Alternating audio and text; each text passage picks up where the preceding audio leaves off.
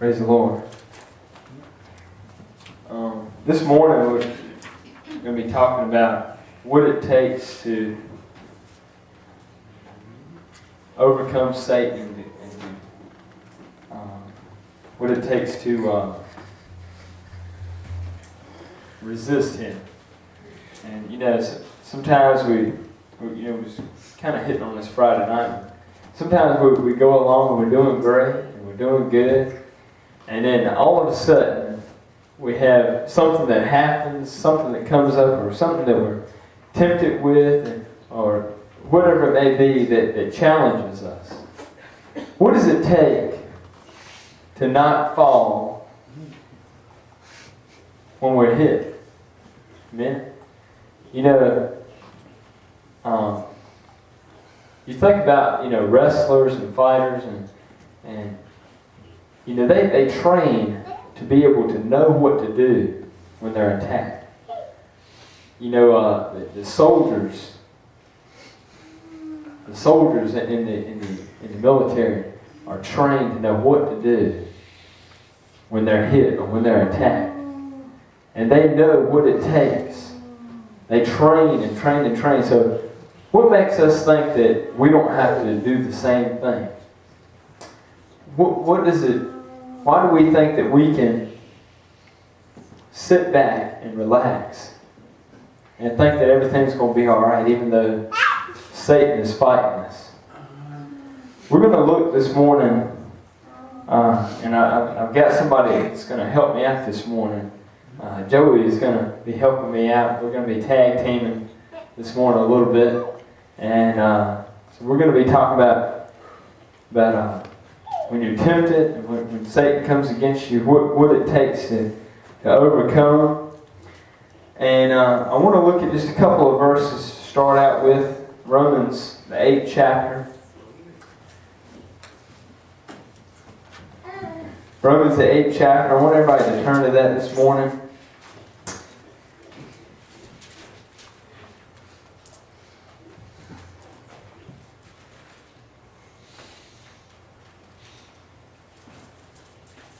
If you look at verse 3, it says, "For what the law could not do, in that it was weak through the flesh, God sending His own Son in the likeness of sinful flesh, and for sin condemned sin in the flesh." And what does that verse mean? It sounds like you may say it sounds like a bunch of repeating itself, and it doesn't sound like really anything, but if you look, it says, "For what the law could not do." Now, some people say, we're not under the law. But what did Jesus say? He said that He came not to destroy the law, but to fulfill. Amen? He came to fulfill the law. And so this verse says, "For what the law cannot do." Why can the law not do it? It says, it was weak through the flesh.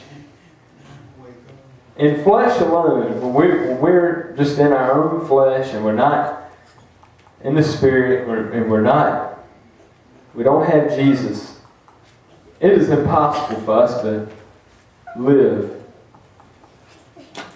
a life that is pleasing to God. Amen? It's impossible without the Spirit. But it says, God sending His own Son in the likeness of sinful flesh. Now Jesus, don't take that verse wrong to think that Jesus is sinful. But it says, in the likeness of sinful flesh. Now He came like us. In a body in a fleshly body like we have. And it says, for sin, condemn sin in the flesh. So therefore it is, as Jesus said, He came to fulfill the law. In other words, to have a way for us to be able to overcome sin. Amen?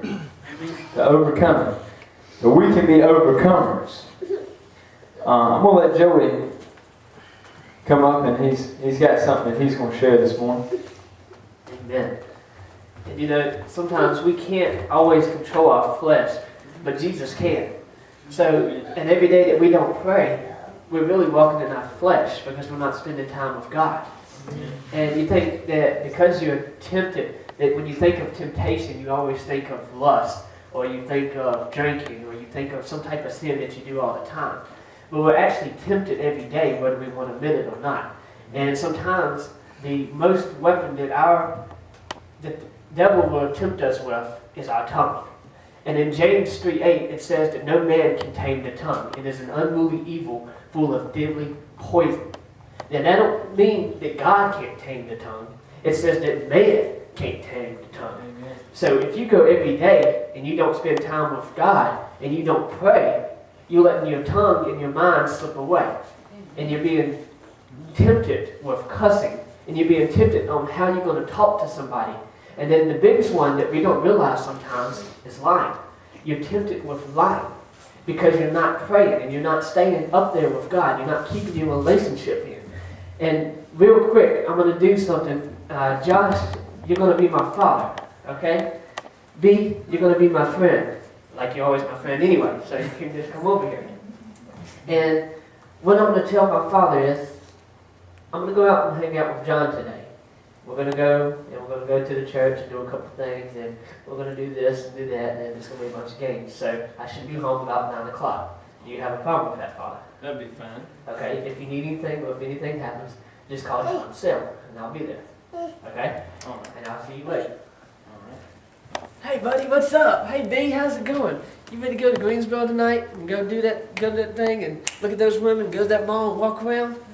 Yeah? Oh, yeah, I can't wait, man. What do you think about them girls out there? They're hot, ain't they? Yeah. Oh, yeah, man. What about your girl, though? Man, we're going through something anyway, so, you know, I ain't worried about her. So, she's gonna be okay? Yeah, she'll be alright. Okay, if you say so. Whatever. All right, let's go.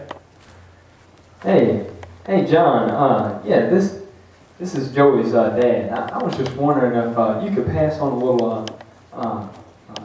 thing to him, and I just wanted to let him know that him and me and his mom are going out, and we're going to be back around 9:15. So just let him know, okay? Thank you. All right. Well, baby, it was nice to see you, man. I had a good time. Did you? Yeah, man. Cool. Dad, where you at? Dad, are you home? I hope nothing happened to him. And I wonder if he knows. I hope he thinks everything's okay and that he didn't go out looking for me. Man. All right, back to you. All right. See, what happened is Joey wasn't with John like he said he was, and so when I called John to let Joey know that him and his mother were gone, he didn't get the message. And see, what lying will cause you to do is you end up getting your own self in trouble. You end up getting your own self in trouble. See, Joey thought something might have been wrong with his parents, but if he would have did what he was supposed to do, if he would have went with John like he said he was going, he would have got the message that we were just running late. Him and his mom were running about 15 minutes behind, and just let her know. So when you're in the flesh, you do things that you're not supposed to do. So how can we overcome it? If we look at verse 4 of Romans 8, it says that the righteousness of the law might be fulfilled in us who walk not after the flesh, but after the Spirit.